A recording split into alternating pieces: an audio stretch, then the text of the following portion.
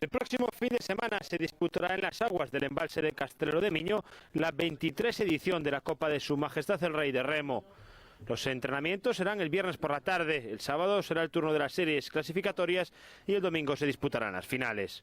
Que es la regata más importante a nivel nacional de este año, es la Copa del Rey, Campeonato de España por autonomías y regatas CTDs, de centros de tecnificación deportivas.